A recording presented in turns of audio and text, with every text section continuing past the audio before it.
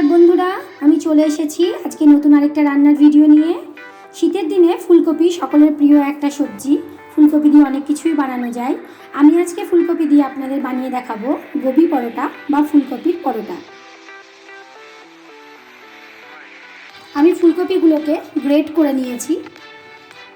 এরকমভাবে মিহি করে ফুলকপিগুলোকে গ্রেট করে নিতে হবে। আমি ময়দা মেখে রেখেছি। ময়দাটা মাখার সময় এটাতে সাদা তেল, নুন এবং জল দিয়ে এটাকে আমি মেখে রেখেছি। এবার এটাকে আমি 5 থেকে 10 মিনিট ঢাকা দিয়ে রেখে দেব। আমি প্রথমে পুরটা বানিয়ে নেব। পুরটা বানানোর জন্য আমি কড়াই তেল গরম করতে দিয়েছি। আমি এটা সাদা তেলে বানাবো। সঙ্গে দিলাম সামান্য একটু ঘি। আর আমি এটার মধ্যে দিয়ে দেবো সামান্য একটু জিরে। আমি এবার এর মধ্যে গ্রেট করে রাখা ফুলকপিগুলো দিয়ে দেবো। দিয়ে দেবো কিমার মতো কেটে রাখা কাঁচা লঙ্কার কুচিগুলো।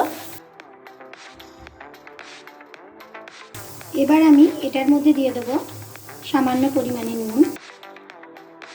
একটু আদা বাটা দিলে পুরটা থেকে গন্ধটা খুব ভালো হয়।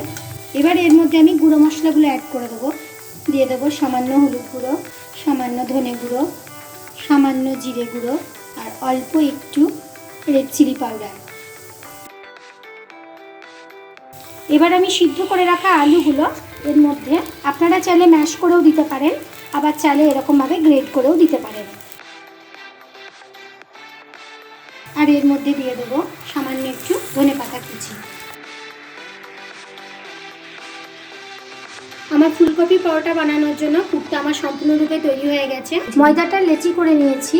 দেখুন, লেচিগুলো একটু মোটা মোটা করে কেটেছি, কারণ পরোটা লেচিটা একটু মোটা হলে পরোটাটা খেতে বেশি ভালো হয়।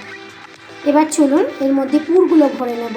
এইভাবে লেচিটাকে গোল পাকিয়ে নেবেন হাতের তালুতে রেখে।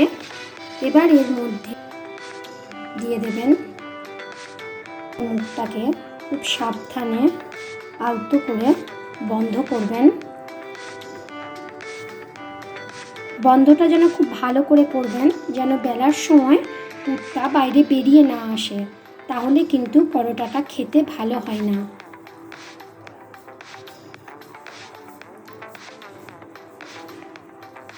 দেখুন, এইভাবে আমি প্রত্যেকটা লেচির মধ্যে পুরগুলো ভরে নেব।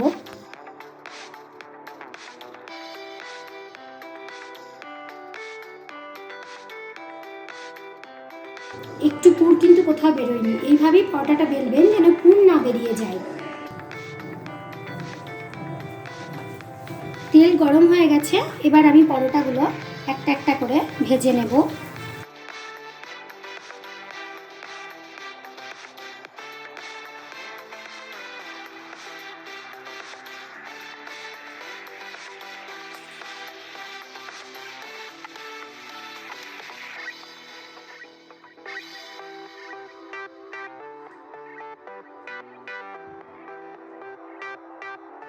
খাস্তা গোবি পরোটা বা ফুলকপির পরোটা আমার তৈরি হয়ে গেছে।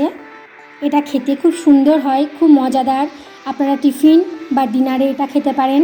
আলুর দম, পনিরের তরকারি বা ছোলার ডাল সব কিছুর সঙ্গে এটা খুব খেতে অসাধারণ লাগে।